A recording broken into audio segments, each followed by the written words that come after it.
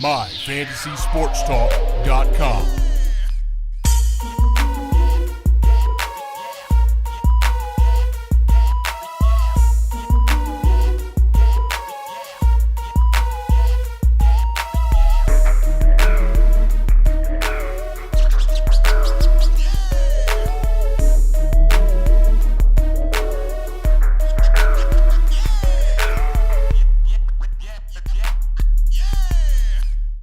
Welcome back, guys, to another My Fantasy podcast from MyFantasySportsTalk.com, the place to go for all your sports and entertainment, no doubt.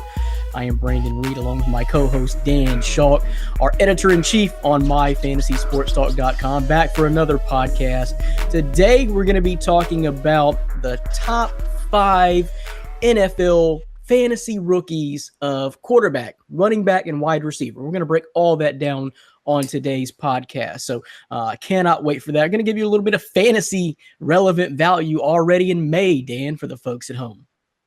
Yeah, I mean, we are My Fantasy Podcast, MyFantasySportsTalk.com. So I think that's kind of what's expected of us. And, we put a lot of work in the NFL draft. Obviously, hopefully you caught our draft show, but mock drafts are already starting on websites. Yahoo has already delivered their mock drafts. If you want to do a fantasy football mock draft right now, you can. And we're going to help you out by ranking those rookies. I know dynasty drafts. I'm in a couple dynasty leagues. One of my drafts is in June. So we talked about this previously on the podcast before, Brandon. You think that's crazy? It is a little crazy, but with these rookies that have just been selected by teams, they're about to be drafted on the fantasy football teams as well. So we're going to break down in short order the top 5 at each of those positions.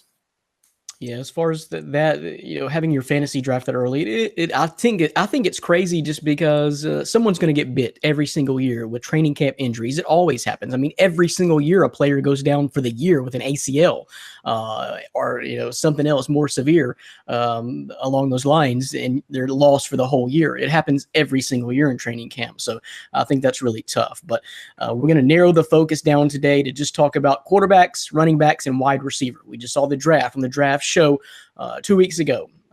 So what we want to do is talk about who we think we're going to narrow it down to just 5, the top 5 of each of those positions that we think are going to be fantasy relevant coming up this season.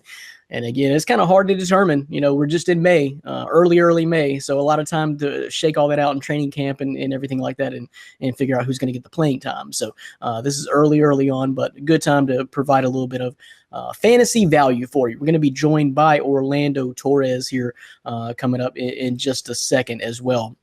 So since the draft, we really haven't had a chance to break down how you really felt about the draft. Me and you are at least addressing the podcast peeps at home, Dan, but I want to know how you felt about your Dallas Cowboys draft, how it went, and, get your feelings on that. Overall, I was pretty happy with it. I wanted them to go defense in the first round, and they did with Leighton Vander Esch. So I was pleased with that. I was a little puzzled by the Connor Williams selection, offensive tackle, who I think is going to be a guard in the NFL in the second round. But the more I've kind of digested it, I'm okay with it. I do like it. Get back to what got them to the playoffs a couple of years ago with that offensive line and running game. And then they still managed to address the wide receiver and tight end weaknesses on their team with Michael Gallup, who you will find in my top 5. Where is the question? And even Cedric Wilson, whose dad won a Super Bowl with the Steelers before he went to jail. So I did like it. Dalton Schultz was the tight end pick. He was the most complete tight end, I believe, in the draft with blocking and receiving. He's no Jay Witt, but I'm okay with the Dallas Cowboys draft. Not upset or pissed off by any means. Overall, I was pleased and I understood each of the selections. So you still think Jay Witt's going to be top 5 fantasy value tight ends this year? No, I do not. No, he's going to be top 5 commentator in the NFL, though. Tony's number 1, and then Jay Witt will fall. We'll see. Somewhere. What's going to happen in that Monday night booth? Is it going to be a 3-man crew or what? I don't know. They hired Booger McFarland or something, some Booger guy to be the field analyst. So he's going to be on the field. and Jay Witt's going to be in the booth with Joe Tessitore. So that'll be, I think it's just going to be all around interesting. And yet they still have, I think it's Lisa Salters or somebody as a field reporter. So how is that going to mix with Booger? And I don't know. It'll be interesting. Monday Night Football has kind of taken a hit. So I think they're going to come back up a little bit just with Jason Witten alone. I mean, look what Tony Romo did to CBS last year.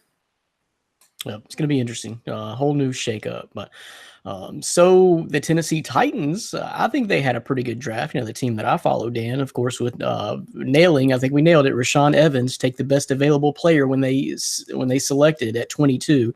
Rashad Evans then bounced right back up in the second round and got Harold Landry. So they're solidifying that defensive line, that defensive pass rush. And then you came back. They only had 4 picks, but the third one, and I don't remember what round this is, pick 152 though.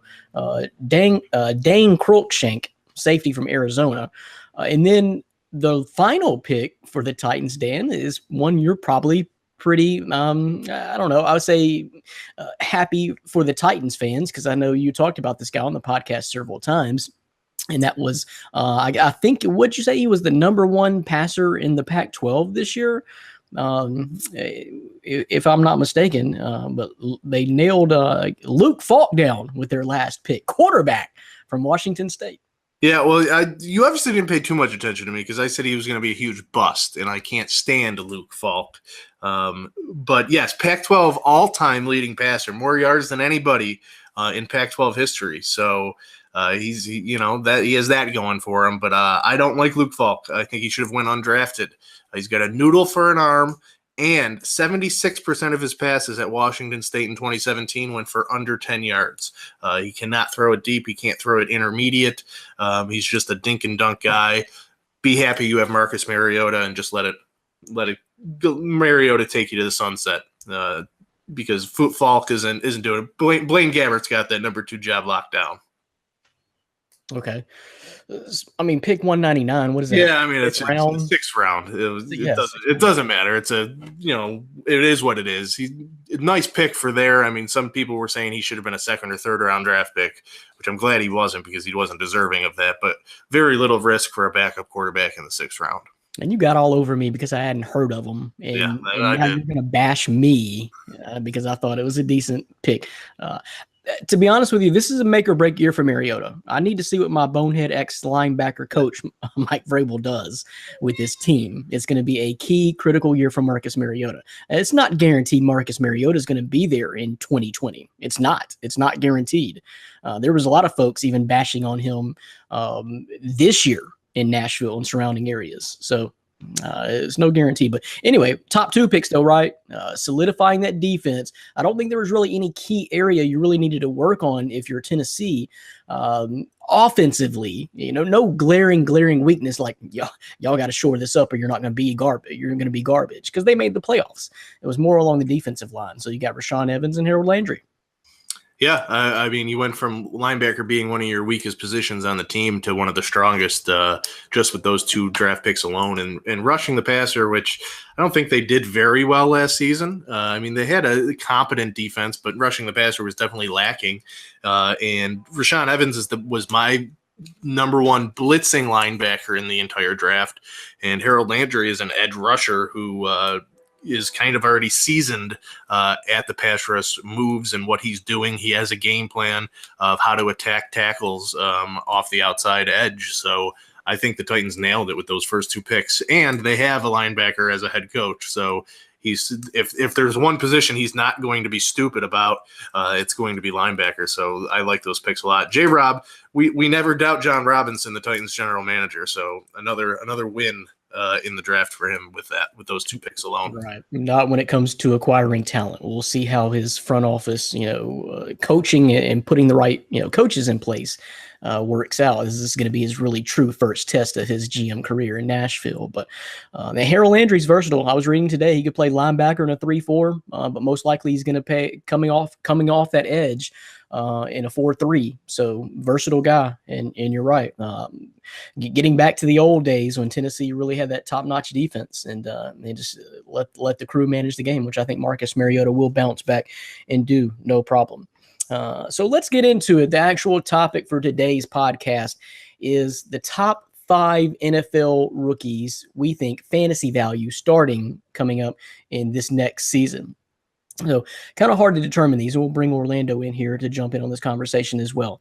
But for me, Dan, this is kind of hard when you come to, let's start with quarterbacks first, because you don't really know which of these guys, your top 5, 6, 7 quarterbacks that were taken in the draft. You don't really know exactly who's going to get the playing time right away and who's not going to get any playing time at all. So when it comes to the quarterbacks, this is a little bit tricky to even know who is going to provide any fantasy value. Yeah, I mean, definitely. And I think when it comes to rookie quarterbacks, even in regular standard redraft leagues, they're not picked very high. I think, our rankings here are going to be more dynasty or keeper league based teams that are going to have these players on their rosters for multiple years. In a lot of my dynasty leagues, Mitch Trubisky was one of the first quarterbacks taken. Despite the fact that he wasn't a starter, it took him a while to be a starter in his first year, where Deshaun Watson, similar scenario. But I think, you see Tom Savage as who Watson replaced, and you thought he was going to last a little bit longer. So I love this time of year. These rankings, they're kind of fluid because, as you said, it can change. But with dynasty formats in mind, you can draft a quarterback and have him be your fantasy quarterback for the next 10 years on your dynasty team. Yep, that is a good point. So let's welcome back into the podcast after a long hiatus. The dude's been acting. He's been doing stand-up, as we saw on YouTube. He's back. It's Orlando Torres. What up, dude? Hey, how's it going, fellas? All clean shaven, looking like he's 18 years old. I'm gonna need to see your ID before you join this podcast. This is adult only's podcast. Yeah, I know. Tell me about it. I get eat everywhere I go, but I'm excited to be here. I know it's been, I lost count, 6 or 7 long weeks, but I'm excited to be back. And today we're gonna be breaking down NFL rookies on this podcast, Orlando. So we'll talk about quarterbacks, wide receivers, and running backs. But before we really dive into the quarterbacks in depth, let me ask you your opinion real quick. Dan gave his of how your Cowboys draft went. How did you like it? How do you feel about it?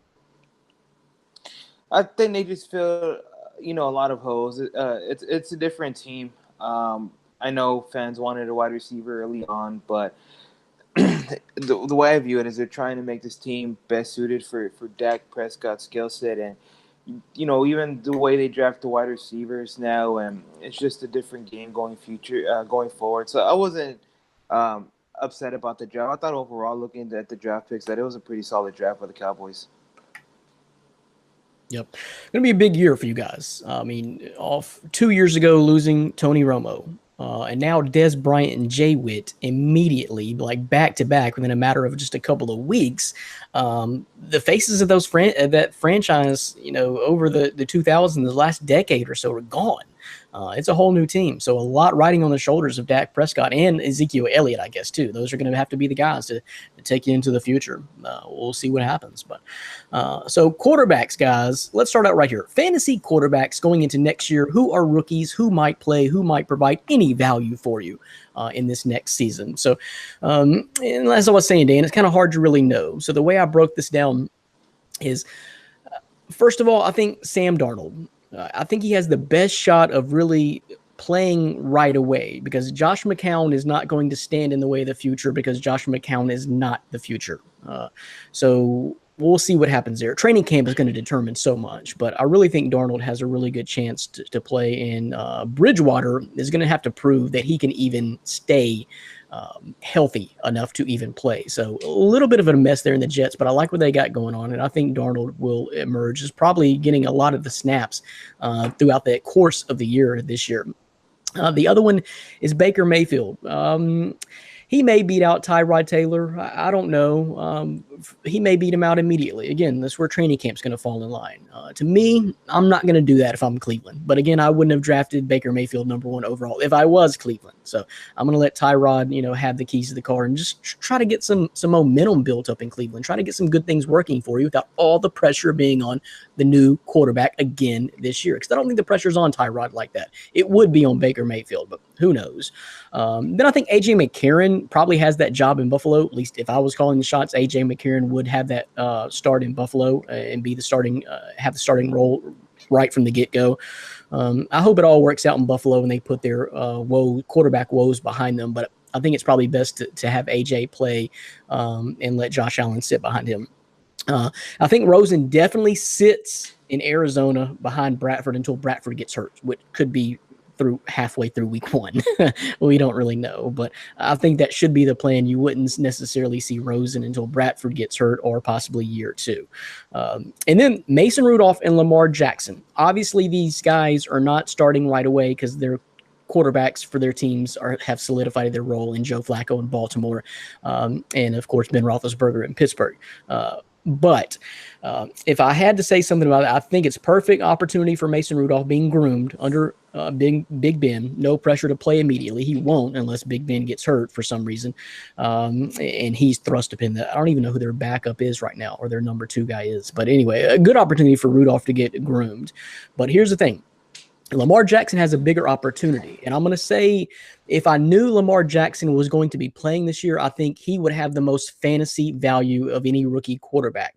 Joe Flacco, I think if Flacco may have a short leash this year, if for any reason he gets yanked early or goes down for any reason, I think Lamar Jackson is inserted in that offense. They don't really have a whole lot to lose. It's been a reshuffling of the offense recently as far as weapons go in Baltimore, and they really need to make something happen if they're going to stay relevant. So with Lamar Jackson inserted into that Baltimore lineup, I think you could kind of see what you saw in Deshaun Watson last year in flashes, 3-4 games, whatever it was, but to an nth degree, multiplied by 2-3 times of what we saw from Deshaun Watson last year. So I don't know. It's tough, Dan. If I had to say, Darnold or Mayfield probably has the best chance of starting, the longest period of time. But I think Lamar Jackson, if given the opportunity, probably could provide the most upside when you're talking about fantasy value. Yeah, I'm going to disagree with most of that. So I actually have 1 to 5 rankings. I have actually Josh Rosen number 1. Sam Bradford is not going to stay healthy, and Josh Rosen, despite him not being my number 1 quarterback in the draft, he is the most NFL ready to start in the NFL day 1, and I actually think he will beat out Sam Bradford in training camp. So I think Josh Rosen is the number 1 quarterback. Again, not my favorite in the draft, but if you are looking for this season and even beyond, I think that Arizona job is his to lose. With that, he kind of fell right into Arizona's lap. Number 2, I am with you with that Lamar Jackson. I have Lamar Jackson as my number 2 rookie quarterback this year. I actually think he's going to end up taking over for Joe Flacco at some point in this year. We've seen what Joe Flacco is. He won that Super Bowl, and he has become a terrible quarterback, to be honest with you, ever since then. He's not even completing barely 50% of his passes in most games, throwing more interceptions than touchdowns. I'm surprised he still is, entrenched in that number 1 role, and they haven't already just opened it up, even with Ryan Mallett there. I don't see Joe Flacco being. I don't think Mallett's on that roster anymore. Well, good, because they have Lamar Jackson. They don't need him. They're going to work Jackson into the game plan, I think, in that wildcat type role. And if he kind of takes off from there, I think Jackson can beat out Flacco. And I don't know how good the Ravens are going to be this year. They've added some pieces finally on offense. But if they start losing pretty quick, I think you're going to see the fans starting to call for Lamar Jackson right away. My number 3 quarterback is Sam Darnold. I am with you. I do think he has a chance to definitely play right away. Maybe they'll give it to McCown, but their president has already come out and said Sam Darnold's going to lead us to greatness. So I think he might even be the starter week 1. I have Josh Allen 4th with the Bills. I don't see him playing really at all year 1. This is more of a dynasty pick. He eventually will get that job, but I think A.J. McCarron has that year 1 lockdown. And Baker Mayfield is 5th for me. I think he's going to be a bust in the NFL. I'm on record saying that. And Hugh Jackson has come out multiple times and just stuck his foot in the ground. Tyrod Taylor is going to be our starter this year, and I believe him. So I think you're going to see Tyrod start, as much as he can when healthy. If injuries call, then Baker may be rushed into the lineup, but I don't think that you're going to see Mayfield play that much. And even when he does, I don't think you're going to see success on the field. So he's my fifth quarterback on there on this list. So, kind of backing up, I guess our main disagreement is I don't think Rosen's going to play until Bradford gets hurt. I don't think you're willing to make that huge transition, that huge jump from year one to Rosen, regardless of whether he's NFL ready or not. So, but you think given the most time, if he is inserted in as the starter, let's just say by week 4, before the bye week start, and plays 80% of the season, what kind of fantasy value are we looking at? What is he going to produce? I think Josh Rosen, if playing 12 games, can throw for close to 3,000 yards and 20 touchdowns, which is decent in that little amount of time. For the season. Arizona's not going to be very good next year. I mean, they do have David Johnson coming back from injury. And that's kind of where I was getting at. I think a lot of the load is going to be shouldered on David Johnson, whether it be to keep Bradford healthy or to protect your new quarterback, Josh Rosen. I don't really see any quarterback really slinging it a lot in Arizona this year. Not in your best receiver's 47 years old, Larry Fitzgerald. Well, they do have Bryce Butler, ex-Cowboy. Christian Kirk, who I would assume would be on a lot of people's rankings in the top 5. So Arizona they've gotten younger, they're inexperienced, but I mean they're not going anywhere. They have a new coach. Sam Bradford signed a 1-year deal. He's not anything there. He's not tied to their coaching staff. They traded up to grab Rosen. I think Rosen, if anything, he has the best chance to start week 1 out of any of the rookie quarterbacks.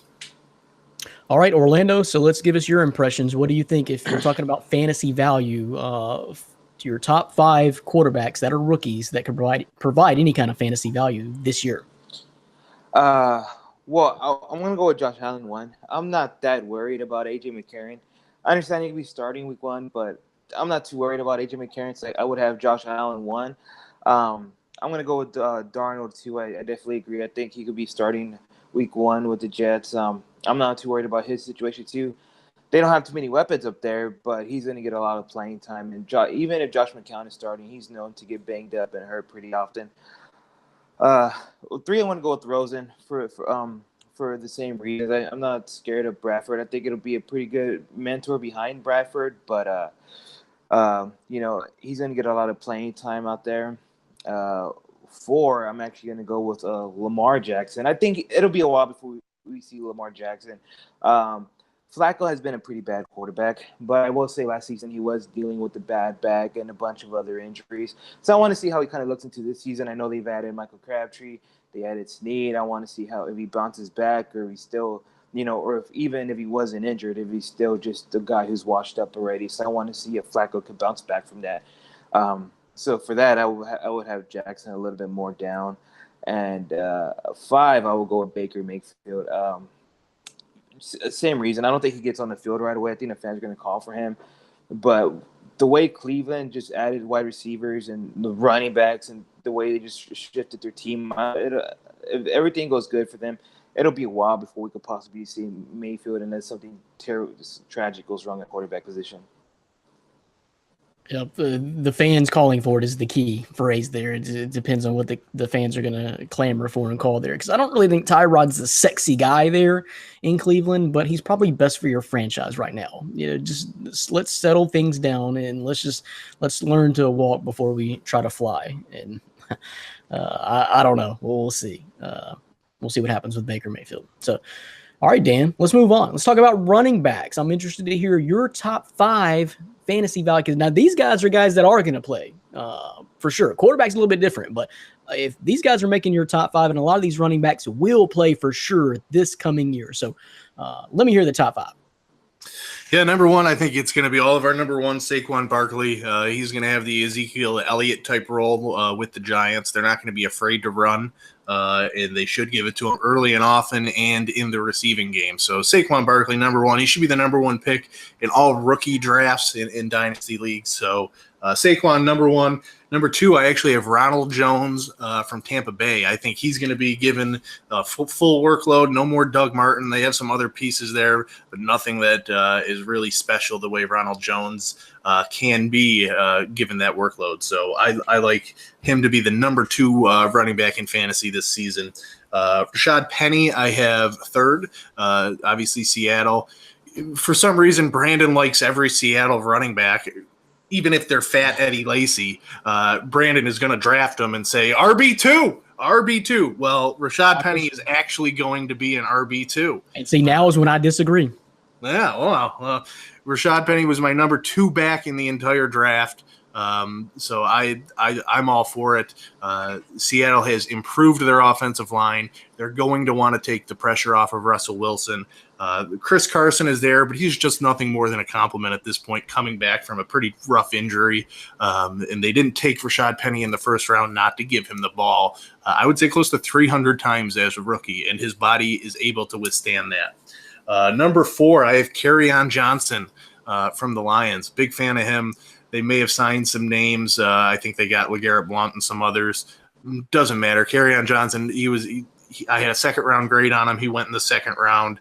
I like his ability to not only impact the game running, but in the receiving game, and he's going to be their best pass protector, which is going to keep him on the field for all 3 downs, especially on passing downs. So he's going to be able to see the field right away as a rookie.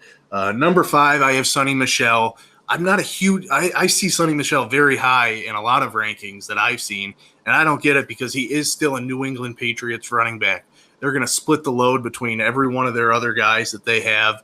Sonny will get his touches, but there's going to be some games where he might only see the ball 3-4 times because that's just Bill Belichick. So he's my 5th. But I'm going to give you 2 honorable mentions as well. Philip Lindsay, who was an undrafted free agent signing by the Denver Broncos, he will beat out Royce Freeman for touches as a rookie. So I have Lindsay actually ranked ahead of Royce Freeman. And John Kelly, if you draft Todd Gurley, you must draft John Kelly. He will be the backup to Gurley. I had him comped to Travis Henry coming out of college. And Travis Henry had a pretty decent NFL career. He did a better job making babies outside of the NFL. But he's still a pretty good football player on the field. And if Todd Gurley goes down, John Kelly has the ability to step in right away and be a valuable fantasy running back in the NFL. All right. I had Rashad Penny on my list, but he got bumped, Dan. He got bumped at the last minute. So not this year. Not this year. Yeah. So Saquon Barkley, number 1. I'm not going to go into depth there. He's going to have the number 1 role, and I think they'll be right back and have a better offensive line to both protect Eli and to get a little bit of a running game off the ground in New York. So Saquon Barkley. My number 2 does go to that guy, Sonny Michel, you were talking about, because I think he's going to fit into New England's scheme perfectly.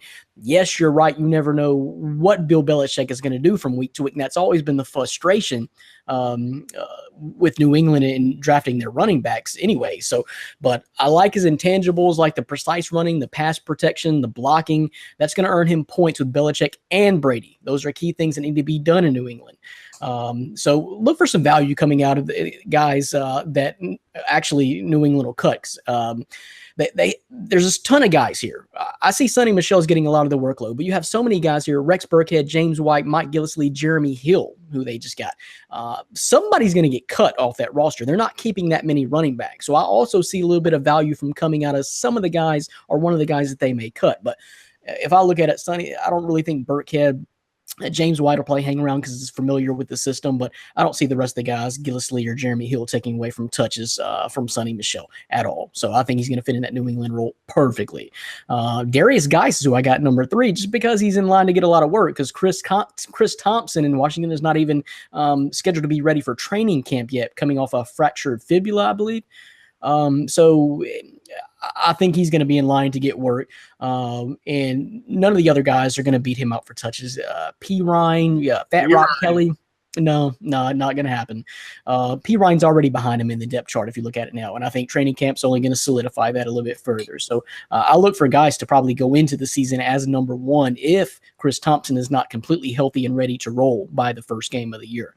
Number 4, I got Nyheim Hines. He could emerge as a real weapon in Indianapolis because dude is just a quick playmaker. He's a flash. And for Andrew Luck or whoever plays quarterback for the Colts, you're going to need that bolt, that energy, just something going on offense to make it the game exciting and produce some yardage. And I think he's going to be the one to do that. Now, it's questionable as far as the number 1, Marlon Mack. I guess he's number 1 right now, but he's questionable going into training camp with a shoulder injury. And nothing about Marlon Mack screams to me, oh, yeah, he's a stud number 1. So I think Nyheim Hines is going to have a chance there. Watch out for that. And then I finished off with my number 5 with the guy you mentioned, Ronald Jones. If Peyton Barber and Jacquizz Rodgers are your only real competition for touches there in Tampa Bay, I'm not real worried about that. So Ronald Jones could have a big opportunity in a year that's probably pretty big for Tampa Bay offensively. Jameis Winston needs to show some stuff. The other guys need to show some stuff. You still got Mike Evans and Deshaun Jackson, but this is a key year for Dirk Cutter, and he better use his weapons, and Ronald Jones will probably be one. Like I said, Peyton Barber and Jacquizz Rodgers is not beating you out of significant touches, especially if you show to be pretty valuable in training camp and stay healthy and catch on to the system. So Ronald Jones rounds out my top 5. So running backs, Orlando, how do you size them up? Obviously, number 1, no surprise, is going to be Barkley.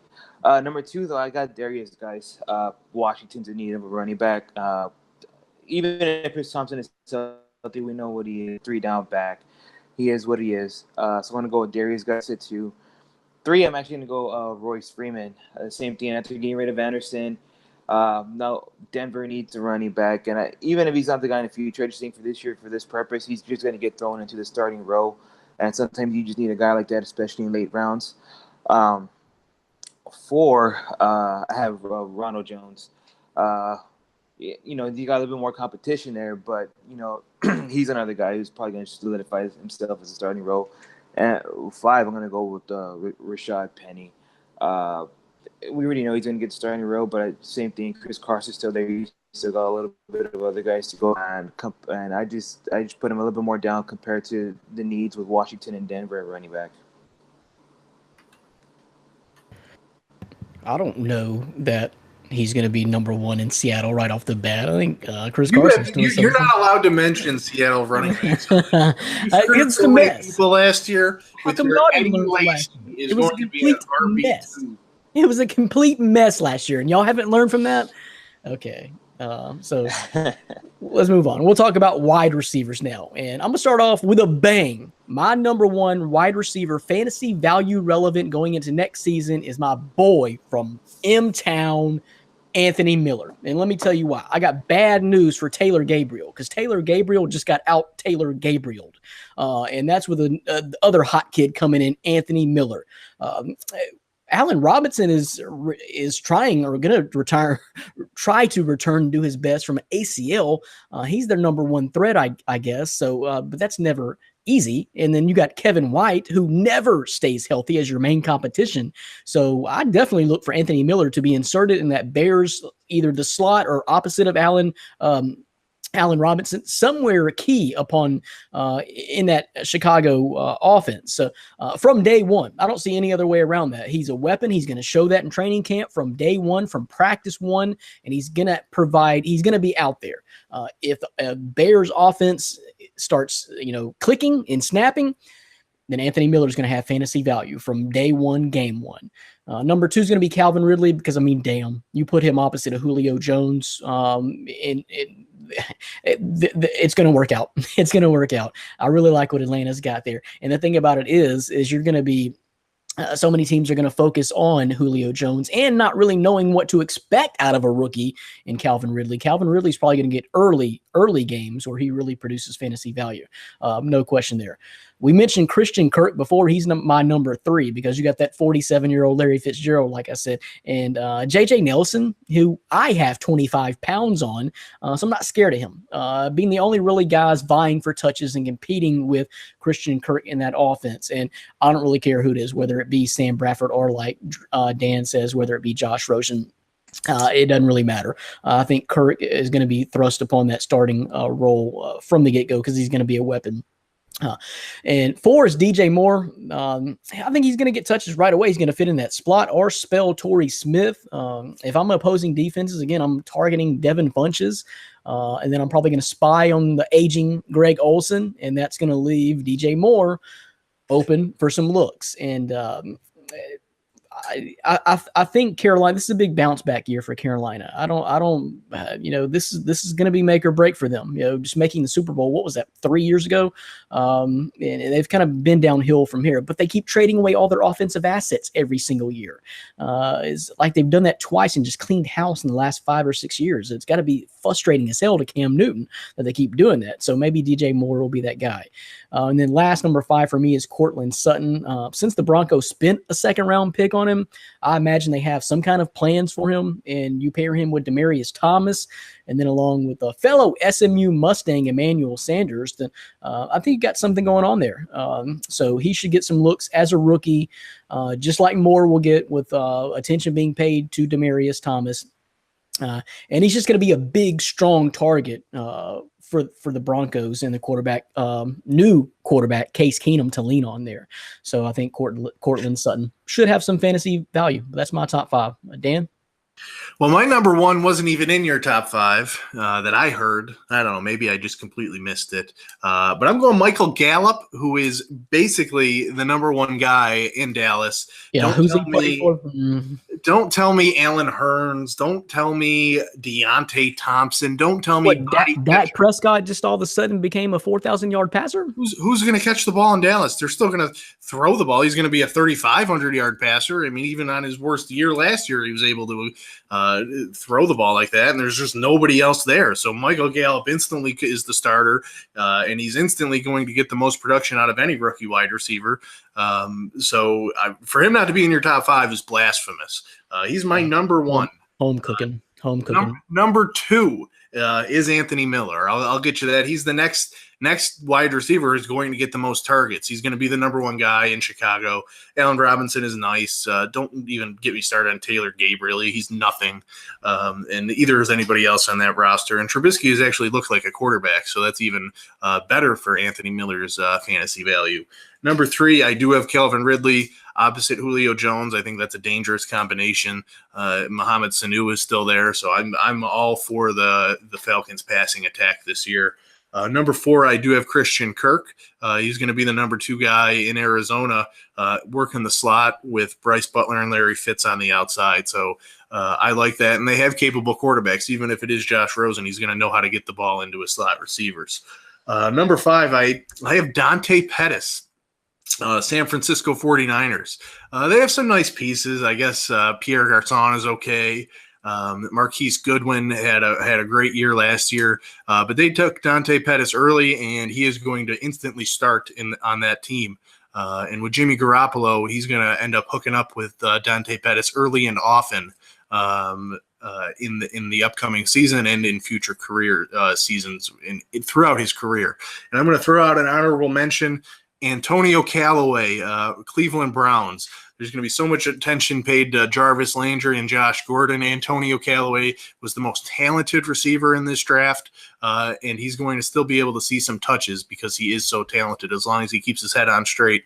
Sleeper pickup towards the end of your drafts.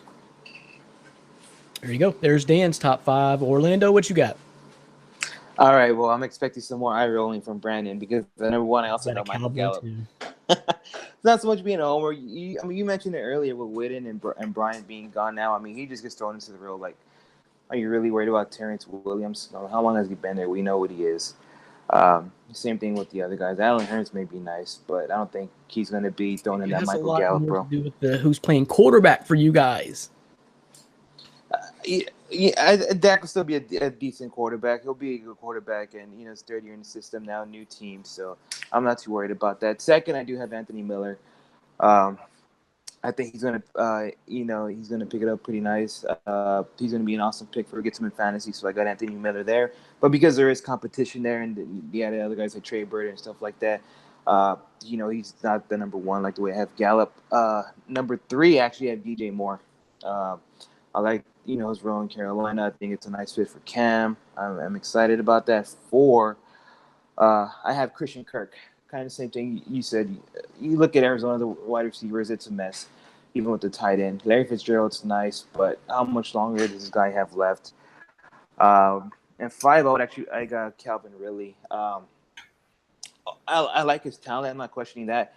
I just think, you got Julio, you got Sanu, and yeah, people might be worried about Julio, but then I think about Freeman too and stuff like. I think those guys will get fed before Calvin Ridley. Even though he would be a nice addition to your lineup. So I would have Calvin Ridley last only because of that reason. There you go. There's our top 5 guys breaking down quarterbacks, running backs, and wide receivers. Who's gonna be the rookies that provide fantasy value next season right away? So that's going to do it for this podcast. So check it out. Check out the podcast that we did on the NBA playoffs recap. Also, guys, keep submitting your fantasy mailbag questions or your mailbag questions in general. We'll be putting out that podcast soon as well next week. So keep those questions coming. Until the next time, for Dan Schalk and Orlando Torres, I am Brandon Reed. Later, podcast peeps. Peace.